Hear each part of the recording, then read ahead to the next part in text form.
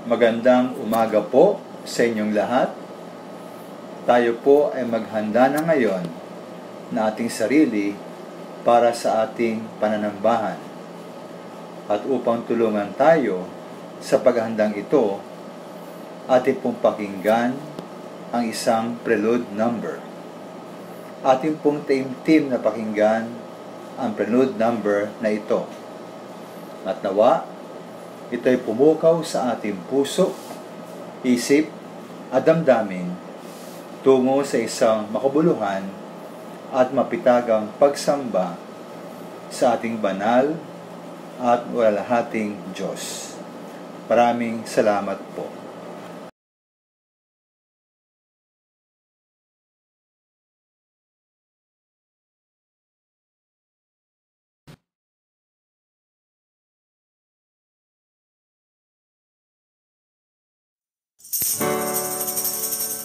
Come you broken, heavy laden, come you helpless, come you in despair, come be blessed, come be saved, come believe, come receive the goodness of God's grace.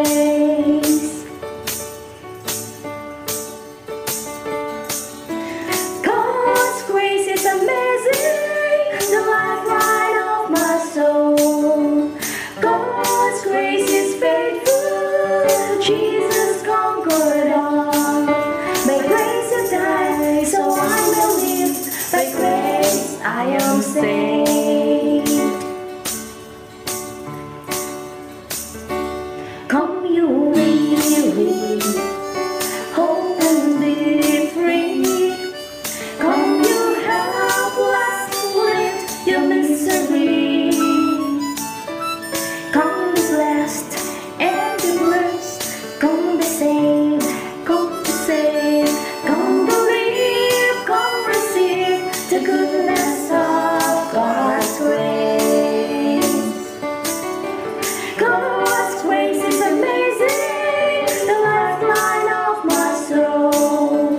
God's grace is faithful, Jesus conquered all. By grace I died, so I believe. By grace I am saved.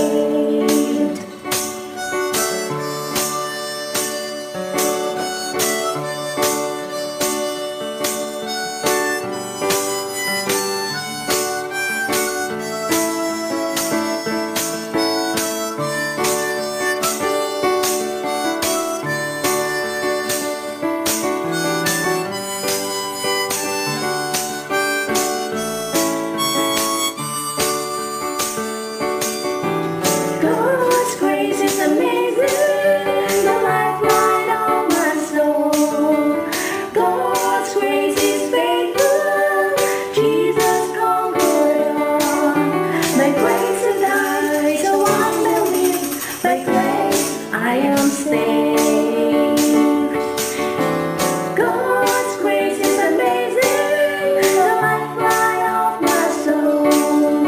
God's grace is faithful, Jesus conquered all. By grace I died, so I believe. By grace I am saved. Come you broken, heavy laden, come you helpless, come you in despair. Come be blessed and be blessed, come be saved and be saved. Come believe, come receive the goodness of God's grace.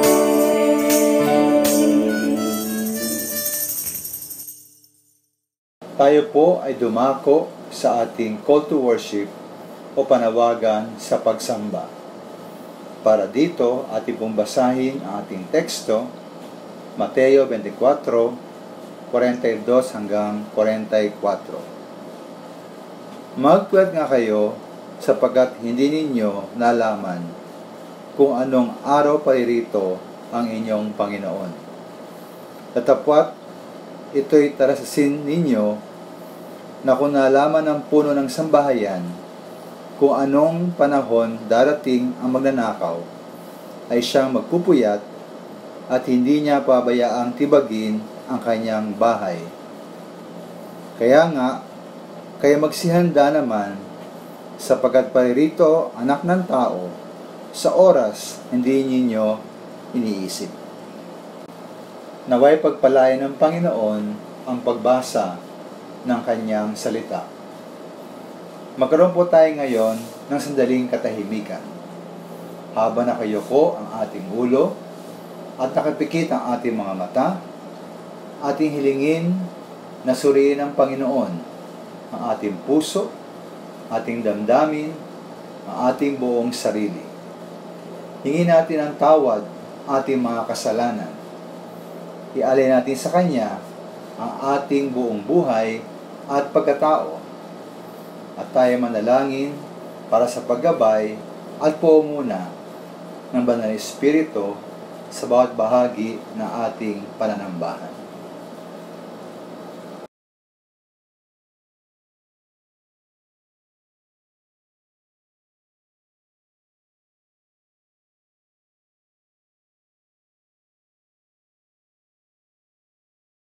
Tayo ay manalangin.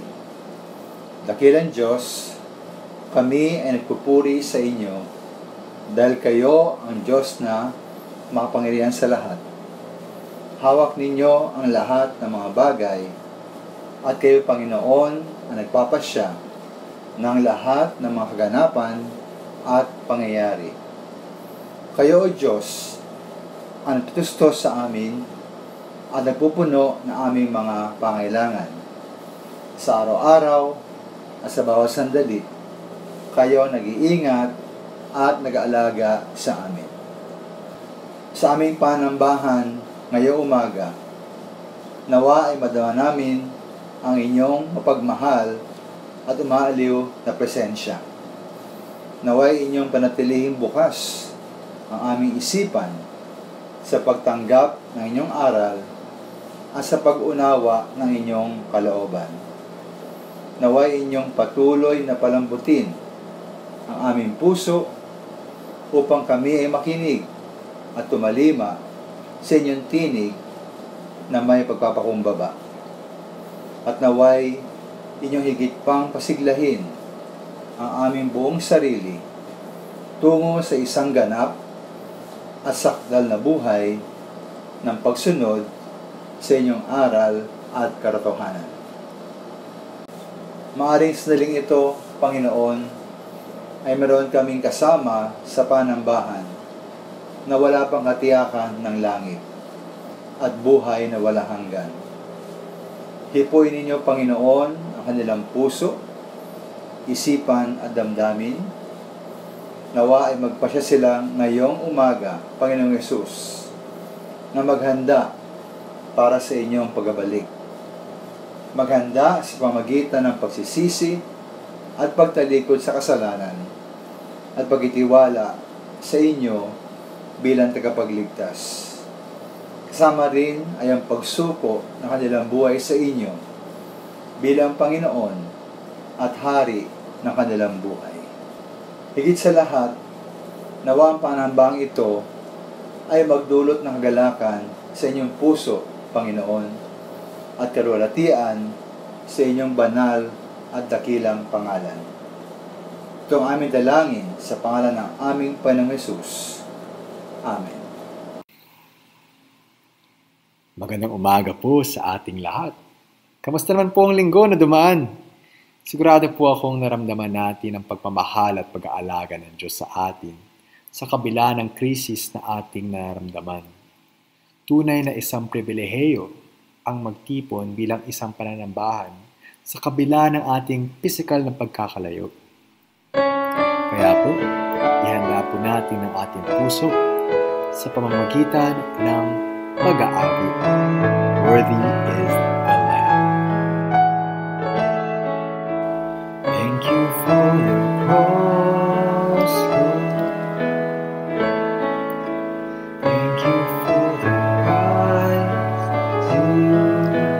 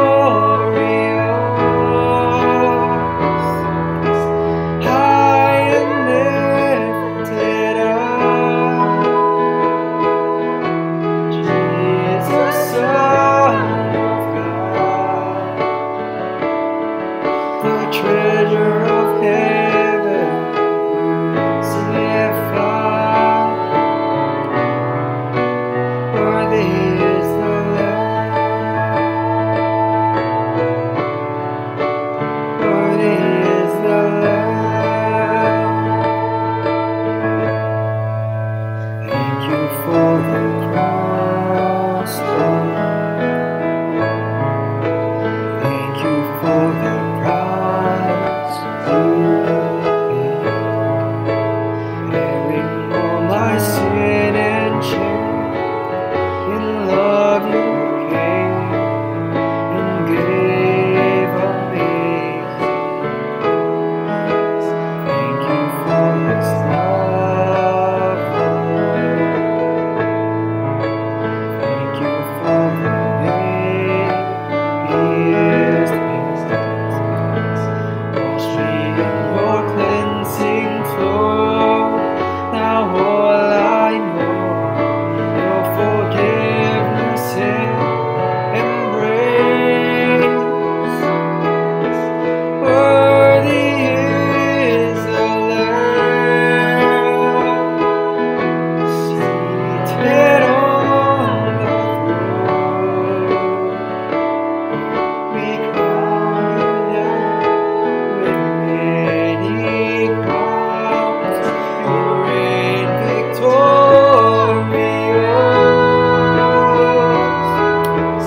high and lifted up. Jesus, Son of God, the treasure of heaven, crucified. Worthy is the Lamb.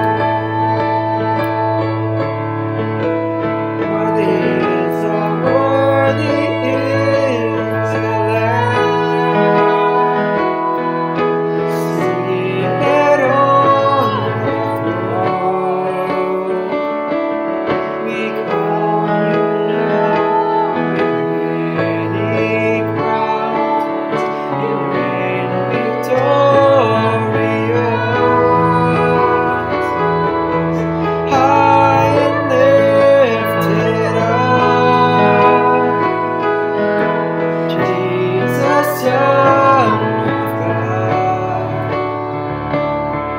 the treasure of heaven, crucified. Worthy is the Lamb. Worthy is the Lamb. Worthy is the Lamb.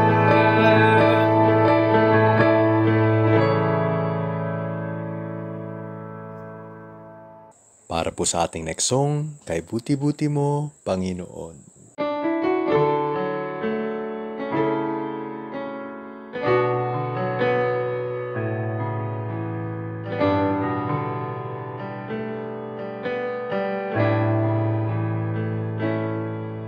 Kay buti-buti mo, Panginoon,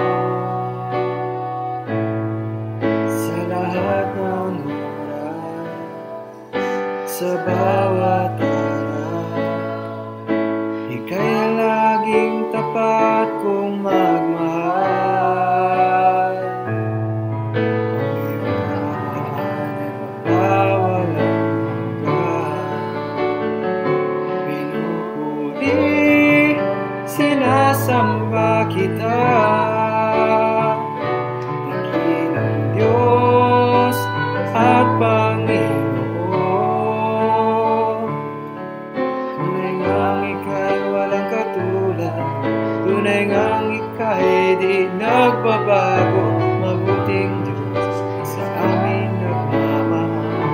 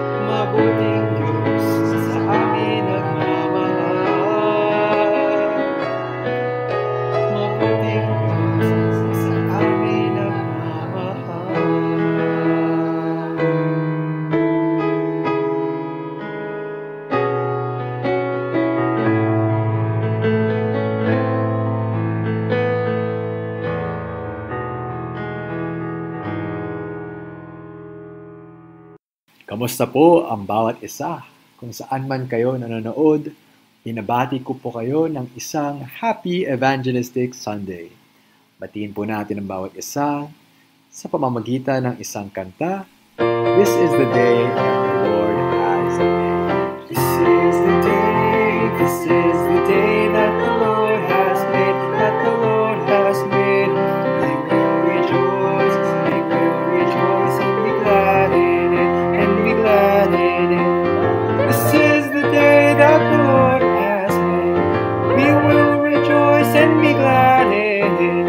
This is the day that the Lord has made. This is the day that the Lord has made, that the Lord has made. We will rejoice and be glad in it, and be glad in it. This is the day that the Lord has made. We will rejoice and be glad in it. This is the day that the Lord has made.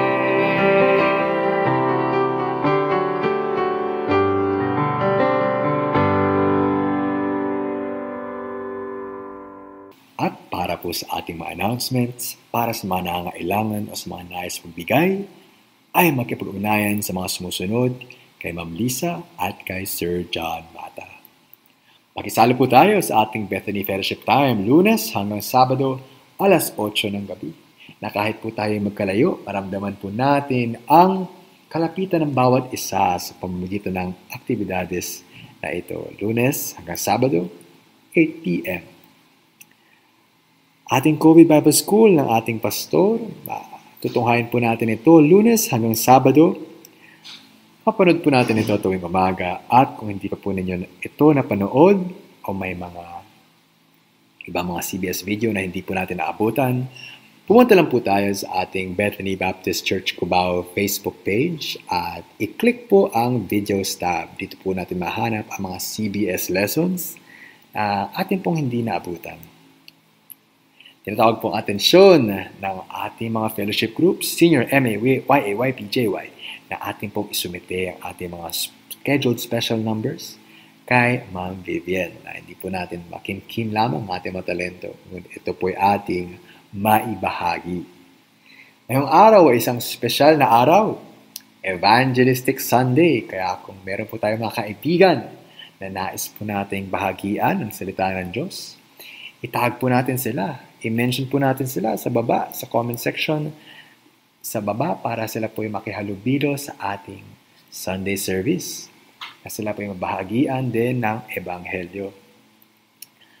Maligayang kaarawan po. Happy birthday kay Ma'am Vilma de los Santos na ngayong araw po. I-celebrate ng kanyang kaarawan, May 24. Ma'am Vilma, happy birthday po. At bukas naman po, marami po tayong mga celebrants. Happy birthday, JC. Happy birthday, Marvin Cabrera, John Paul Ilustre, and Richel Borlaza. Maligayang kaarawan po sa inyo. And happy wedding anniversary naman po sa Biyernes ngayong linggo. Happy wedding anniversary po, Sir July and Ma'am Vilma de los Santos. Ako kayo magkaroon ng maligayang wedding anniversary sa linggo ito.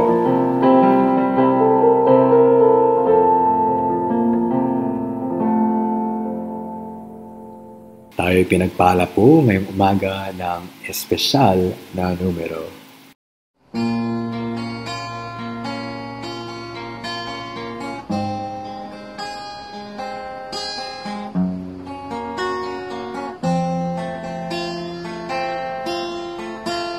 Dalangin ko sa bawat araw ang makapiling ka sa habang buhay. Ikaw lamang ang aawitan at pupurihin ngayon at kailanman. Jesus, tanging ikaw ang kailangan. Pagkat ikaw lang ang nakataalam sa lahat ng aking kahinaan, at siyang nagbibigay lakas sa aking kalooban. Paniwalaan kita, paniwalaan kita, pagkat ikaw lang ang aking sinasandigan. Paniwalaan kita, paniwalaan kita, dahil kung wala ka, ay wala akong magagawa.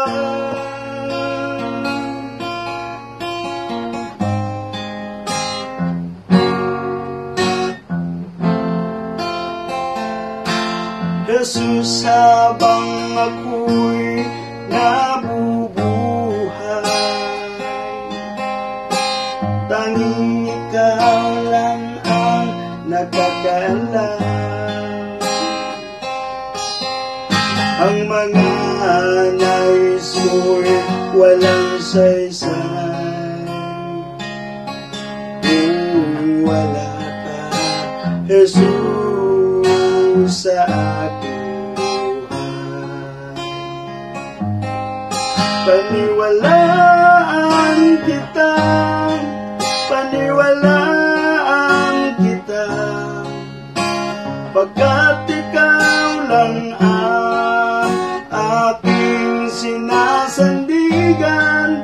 Paniwalaan kita, paniwalaan kita, dahil kung wala ka, ay wala akong paniwalaan kita, paniwalaan kita, pagkat ikaw lang ang aking sinasandigan. Paniwalaan kita, paniwalaan kita, dahil kung wala ka, ay wala akong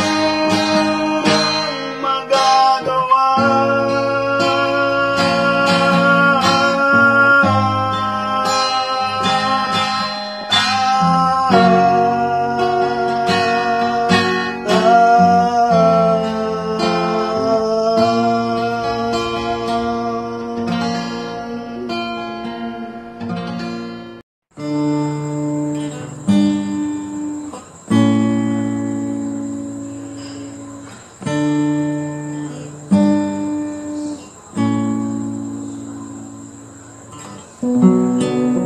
Savior, I come, quiet my soul. Remember, redemption's here, where your blood was spilled for my ransom. Everything I want tell, dear, I count it all as lost. Lead me to the cross where your love poured out. Bring me to my knees, Lord, I lay me down. Rid me of myself, I belong to you. Oh, lead me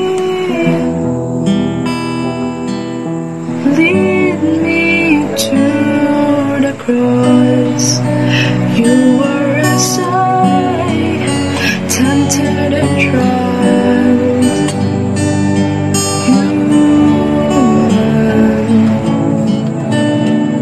The Word became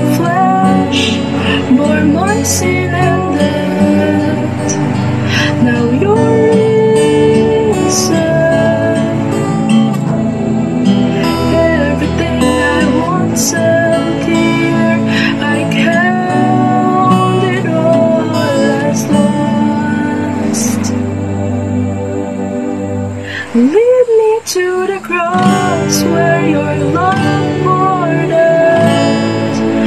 Bring me to my knees, Lord, I lay me down.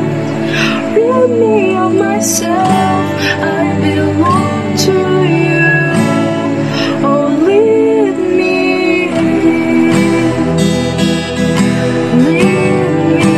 to the cross.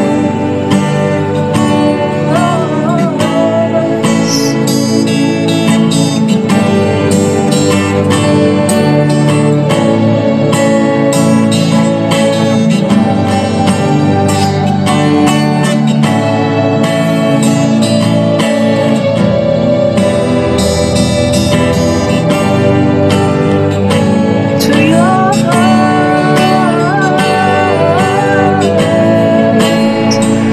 to your heart,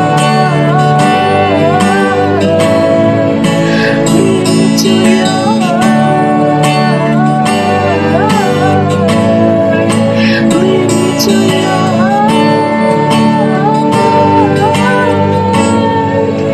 lead me to the cross where your love poured out. Bring me to my knees, Lord, I lay me down. Rid me of myself, I belong to you. Oh, lead me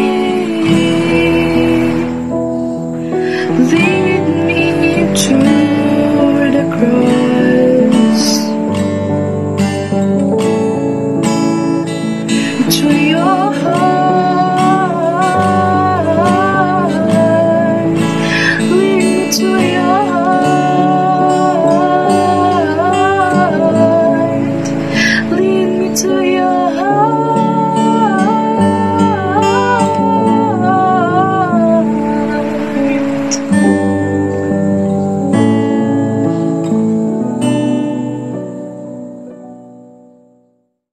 Dakilang Katapatan.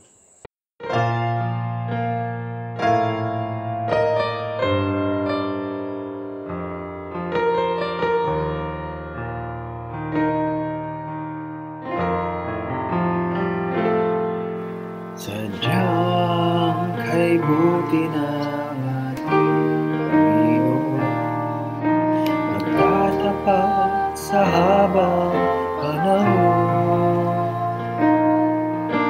Maging sa kabila ng ating pagkukulang, biyaya niya'y patuloy na laan. Katulad ng pagsinag ng gintong araw, patuloy siyang nagbibigay tanglad. Kaya sa puso ko't damdamin, katapatan niya'y aking pupurihin. Dakila ka, O Diyos, tapat kang ang tunay, magmula pa sa ugat ng aming lahi. Mundo'y magulang mang maasahan kang lagi, maging hanggang wakas nitong buhay.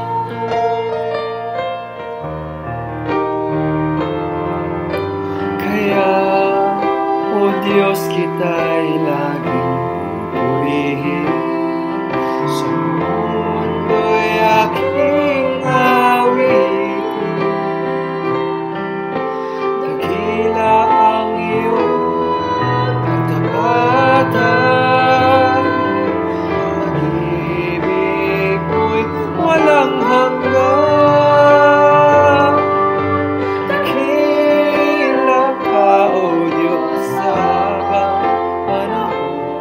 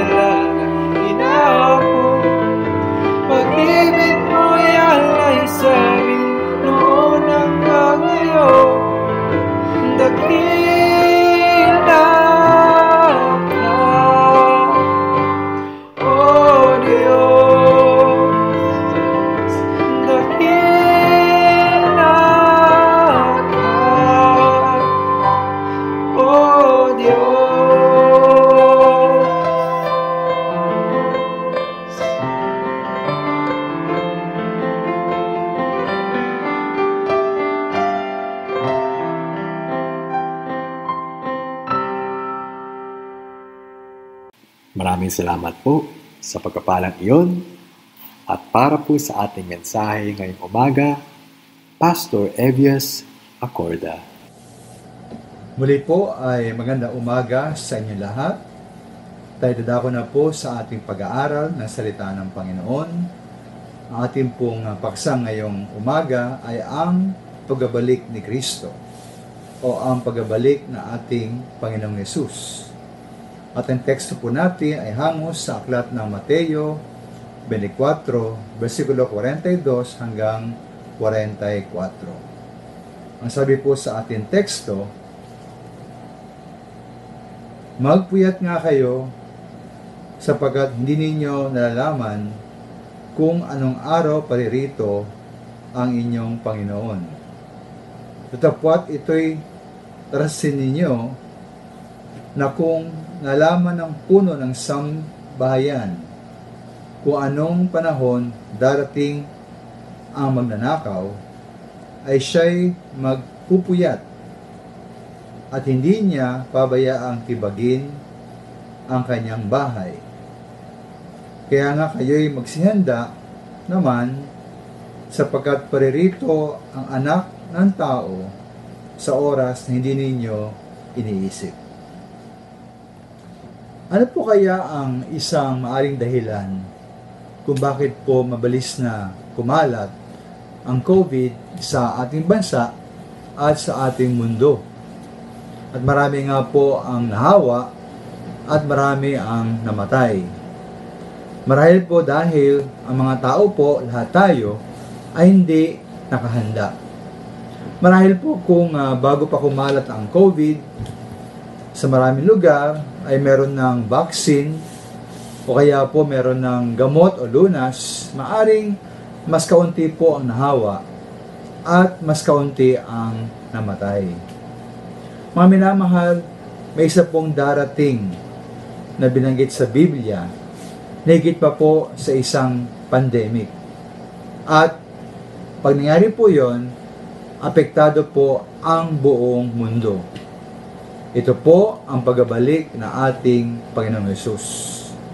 Ang tanong nga lang mga minamahal, tayo ba ay nakahanda? Tayo ba ay nakahanda sa pagbabalik na ating Panginoong Yesus? Meron pong dalawang malang katangian tungkol sa pagbabalik ng Panginoong Yesus na dapat nating alamin, tandaan, at tugunan. Una ng mga minamahal, ang pagbabalik ng Panginoong Yesus, ang mga tao po ay magugulat. Ang mga tao ay magugulat sa pagbabalik ng Panginoong Yesus. At pangalawa mga minamahal, sa kanyang pagbabalik, tayo po ay hatulan. Una-una, ang mga tao ay magugulat. Ikalawa, tayo po ay hatulan. Kaya una ng mga minamahal, ang mga tao ay magugulat. Yung mga minamahal, ba't sila magugulat? Sapagkat ang pagbabalik po ng Panginoong Yesus ay tulad sa pagdating ng isang magnanakaw. Sabi nga po sa unang Tesalonica 5:10, ang pagdating ng kaarawan ng Panginoon ay gaya ng magnanakaw sa gabi. At dahil parang gabi nga po ang pagdating ng Panginoon, at di naasahan, ang mga tao po ay hindi nakahanda. Ang mga tao ay hindi nakahanda. Ngayon, tanong po niyan, bakit ba gabi dumarating ang isang magnanakaw? Una-una nga marahil dahil po ang mga tao paggabi, sila po'y tulog. At sila nga po ay hindi nakahanda. At dahil po gabi, hindi po makita ng mga tao ang pagpasok ng isang magnanakaw. Kaya po ang mga tao ay hindi nakahanda. Sabi rin po sa 1 Tesalonica 5:3, sabihin ng mga tao na may kapayapaan at katiwasayan at sila ay hindi maghahanda. Ngunit darating ang biglang pagkawasak na gaya ng pagdaramdam sa panganak ng babaeng nagdalang tao. Kaya na mga minamahal, ang mga tao po ay hindi nakahanda, sila po ay kampante at biglang dating ang Panginoon at sila po ay magugulat. Kaya mga minamahal, napakahalaga po, no? Na dapat tayong laging maghanda. At sabi nga po sa ating teksto ngayong umaga, na kung nalaman ng puno ng sambahayan kung anong panahon darating ang magnanakaw, siya ay magpupuyat at hindi pabayaang tibagin ang kanyang bahay. Kaya mga minamahal, tayo po ba'y nakahanda sa pagbabalik ni Kristo? Tayo ba'y nakahanda sa kanyang muling pagdating? Ngayon tanong po dyan, Pastor, bakit ba dapat maghanda? Ano bang meron sa pagbabalik ng Panginoon na ito dapat nating paghandaan? Mga minamahal, tayo maghanda sa pagbabalik ni Kristo sapagkat sa kanyang pagbabalik, tayo po ay hatulan. Tayo po ay hatulan.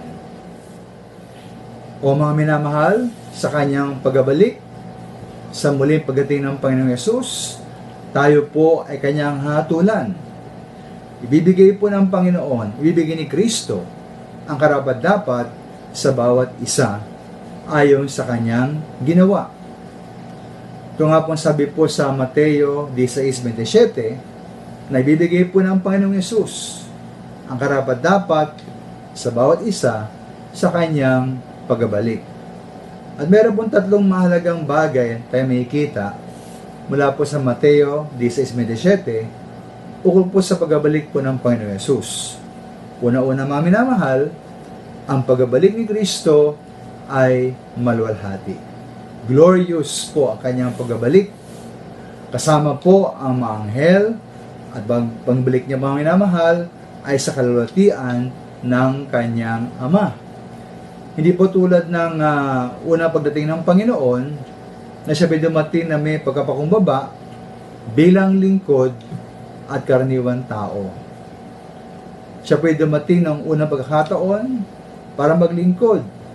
Sa kanyang pagbabalik mga minamahal, babalik siya para sambahin at paglingkuran. Noong po unang pagdating niya mga minamahal, siya po ay hinatulan. Pero po sa kanyang pagbabalik, siya na po ang hatol sa bawat isa. Ang pagbabalik po ni Kristo ay maluwalhati. Ikaw mga minamahal, ang kanyang pagbabalik po ay may layon upang ang lahat ng tao ay magbigay sulit sa kanya. Magbigay sulit po ang bawat tao. Bawat tao mga minamahal, lahat tayo magbibigay sulit. Wala pong liban, wala pong exempted, walang matatangi, walang diskriminasyon, anumang kasarian, anumang edad, kalagayan sa buhay, propesyon o trabaho, relihiyon o paniniwala, lahat po tayo ay maging accountable, magibigay sulit po sa ating Panginoon. At pangatlo mga minamahal, hindi lamang po tayo may makakita ng maluwalhating pagbabalik ng Panginoon. Hindi lang tayo magbibigay sulit sa ating Panginoon. Ang ating magbibigay sulit mga minamahal ay ayon sa ating ginawa. Ayon sa ating ginawa. Ang bawat kabutihan ay may gantimpala, ngunit ang bawat kasamaan ay may katumbas na parusa. Tayo hatulan mga minamahal ayon sa ating ginawa. Dapat ay mga minamahal, tayo po ay hatulan ng Panginoon ayon po sa ating ginawa. Tanong po ngayon mga minamahal, ano ba ang ating ginawa? Meron ba sa ating kahit isang maring magsabi na siya po ay walang ginawa kahit isang kasalanan? Wala mga minamahal. Alam po natin yan. At sabi po sa Biblia na lahat po tayo ay nagkasala. Lahat tayo may ginawang kasamaan. At dahil tayo po ay nagkakasala, yan po ay katibayan lamang na tayo po ay makasalanan. Nagkakasala at patuloy pa rin sa kasalanan. At isa pong nakalungkot at malagim ng katotohanan, sabi po sa Biblia, sa Roma 6:23, ng kabayaran po ng kasalanan ay kamatayan. Ang kabayaran po ng kasalanan ay kamatayan. Hindi lang po kamatayan pisikal, kamatayan po na tayo hiwalay sa Diyos, spiritual na kamatayan, at ang pinakamalagim po ay kamatayang walang hanggan doon po sa impyerno. Roma 6:23, ang kabayaran ng kasalanan ay kamatayan. Ngunit, ang maganda po sabi sa tekstong yon, ang kaloob naman ng Diyos ay buhay na walang hanggan sa magitan ng ating Panginoong Yesus. Yan, meron po tayong pag-asa mga minamahal, no? Na kahit tayo karapat-dapat parusahan doon po sa impyerno, meron po tayong pag-asa sa Panginoong Yesus sapagkat siya binigay ng Diyos Ama bilang ating tagapagligtas. Kaya kailangan po natin si Jesus upang tayo makaligtas sa hatol at tiyak na parusa na ipapataw sa atin ng Panginoon sa kanyang pagbabalik. Kaya sabi nga po sa John 3:16, na ganyan lamang ang pag-ibig ng Diyos sa libutan, na binigay niya ang kanya nag-iisang anak upang kung sino man sa kanya magtiwala ay hindi mapahamak kundi magkaroon ng buhay na walang hanggan. Ngayong umaga mga minamahal, aming kaibigan, kung kayo po ay wala pang katiyakan ng langit, wala pang kaligtasan, nawa atin pong ihanda ating mga sarili sa pagbabalik ng Panginoon. Tayo po ay hatulan mga minamahal sa kanyang pagbabalik. At nawa tayo maghanda sa magitan ng ngayon pa lamang, tayo magsisi natin mga kasalanan, magtiwala sa kanya bilang tagapagligtas, at isuko po ating buhay sa kanya. Kilalanin siya sa ating buhay bilang Panginoon at Hari ng ating buhay. At para man po sa atin ang mga Kristiyano na meron ng katiyakan ng langit, mga ligtas, ang pagbabalik po ng Panginoong Yesus ay isang pagpapala. Isang pagpapala. Bakit po? Sa pagkasabi ng Panginoon sa Juan 14:3, na matapos niyang ihanda ang langit, matapos siyang pumaroon at ihanda po ang langit, ang ating Panginoong Yesus po ay babalik. Tayo kunin niya, dahil tayo doon sa kanyang tahanan upang makasama niya habang panahon. Kaya ang pagbabalik po ng Panginoong Yesus ay isang pagpapala sa atin. Tayo dadalhin ng Panginoon sa kanyang kaharian sa langit. Pero mga minamahal, ito rin po isang babala para sa atin. Naayon nga po sa Mateo 45:26, sabi ng Panginoon, na nawa tayo po ay maging tapat at matalinong alipin o lingkod. Tayo po ay pinagkatiwalaan ng ating Panginoon sa kanyang sambahayan o gawain. At sabi ng Panginoon sa kanyang teksto, binigay sa atin, mapalad ang alipin o lingkod na matagpo ang tapat na gilingkod sa kanyang pagbabalik. Ayun po ang babala sa atin. Nanawa sa kanyang pagbabalik, mga minamahal, tayo po ay matagpo ang tapat na gilingkod sa kanya. Kaya, ukol naman po sa ibang mga tao na wala pang kaligtasan, nawa habang may panahon pa mga minamahal, tayo maging tapat, maglingkod, maging tapat sa pagbabahagi ng Ebanghelyo sa kanila. Habang di pa bumabalik ang Panginoong Yesus, may pagkakataon pa minamahal sila ay maligtas. At nawa tayo maging tapat po na ibahagi ang Ebanghelyo sa kanila upang sila po ay maligtas. Mga minamahal, dahan po natin ito mga minamahal. Wala na po ang ikalawang pagkakataon. Kapag dumating na ang Panginoong Yesus, wala na pagkakataon para magsisi, wala na pagkakataon para manampalataya, wala na pagkakataon para po maligtas. Sapagkat sa kanyang pagbabalik, yan na po ang panahon ng paghatol. Sa ngayon mga minamahal, ang isang napakalaking problema at hamon inarap po ng ating bansa at ng buong mundo ay ang COVID at ang pandemic.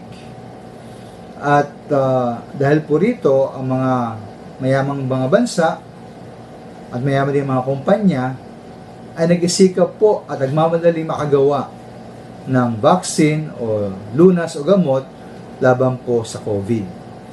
At ito po ay napakaganda. Sana sila po ay magtagumpay. At kung dumating ang panahon na magkaroon po nga po ng vaccine o gamot laban po sa sakit na ito, tama lang mga minamahal na tayo po ay tumanggap ng gamot na ito upang tayo po ay gumaling o maprotektahan. At katakataka sa isang tao na tumanggi sapagkat yun po ay para sa kanyang kabutihan. Mga minamahal, meron po tayong spiritual vaccine na dapat nating tanggapin. Ito po ay laban po sa sakit na tawag na kasalanan. Ito ang vaccine po na dapat tanggapin ng bawat tao upang siya maprotektahan sa kasalanan at sa kamatayan. Maprotektahan sa kamandag ng kasalanan. At wala na pong ibang vaccine mga minamahal laban sa kasalanan kamatayan maliban ang ating Panginoong Yesus. Siya po ang ating tanggapin upang tayo makaligtas sa kamatayan at kapahamakan doon po sa impyerno. Mga minamahal, ngayong umaga, nawa po'y tanggapin niyo si Jesus sa inyong buhay. Tanggapin ang Panginoong Yesus habang hindi pa siya bumabalik. Tanggapin ang Panginoong Yesus habang hindi pa huli ang lahat. Maraming salamat po. Nawa Panginoong Yesus, kami ay laging naghihintay at nakahanda sa inyong pagbabalik. Tulungan niyo kami, Panginoon, na manatiling tapat, masunurin, at naglilingkod sa lahat ng araw at panahon. At habang kami naghihintay sa inyong muling pagdating, nawa kami ay lalo pang magliwanag sa madilim na sanlibutan na ito sa pamagitan ng inyong ebanghelyo at ng dalisay na pag-ibig na inyong inilagay sa aming puso. Ito ang aming dalangin at para sa amin ng mga tunay na Kristiyano at manampalataya, nawa aming laging maalala na kami naligtas hindi dahil sa aming sarili o sa aming mabuting gawa. Kami ay naligtas dahil lamang sa inyong biyaya at sa pamagitan ng pananampalataya. Tayo ay manalangin. Salamat, Panginoon, sa paalala na aming napakinggan at tinanggap mula sa inyong salita. Nawa ang hamon mula sa pangaral ay tanggapin ng maluwag ng bawat isang nakinig. Para sa wala pang kaligtasan at katiyakan ng langit, nawa sila ay tumawag at lumapit sa inyo, Panginoong Hesus, sa pagsisisi, pagtitiwala sa inyo, at buong pagsuko ng kanilang buhay. Maranasan nila nawa, Panginoon, ang muling kapanganakan at ang pagbabago ng kanilang buhay.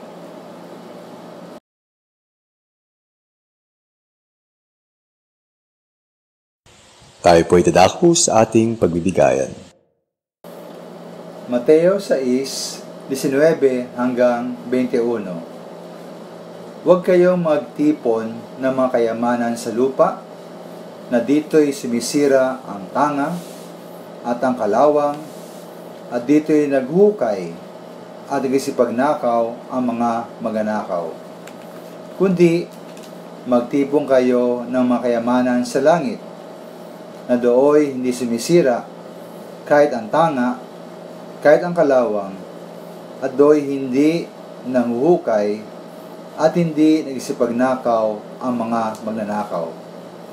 Sapagkat kung saan naroon ang inyong kayamanan, doroon ang inyong puso. Salamat, Panginoon, sa iyong masaganang biyaya na iyong ipinagkakaloob sa iyong mga anak araw-araw.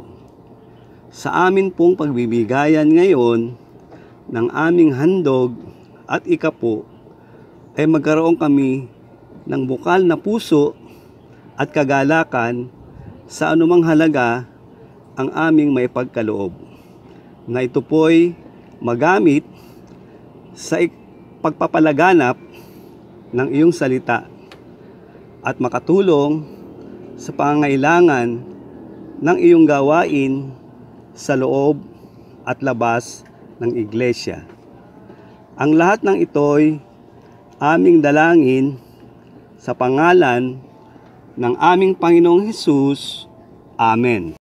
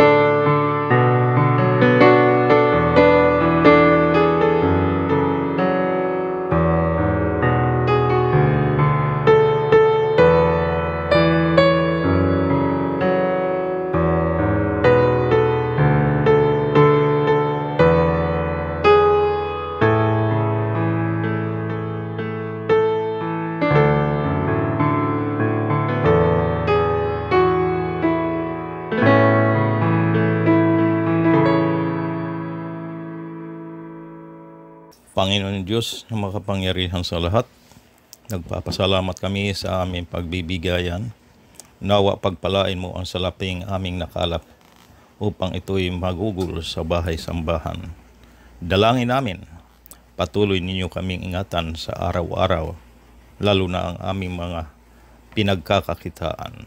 Sa pangalan ng Panginoon Hesus. Amen. At para po sa ating closing song, kantahin po natin Nothing But the Blood.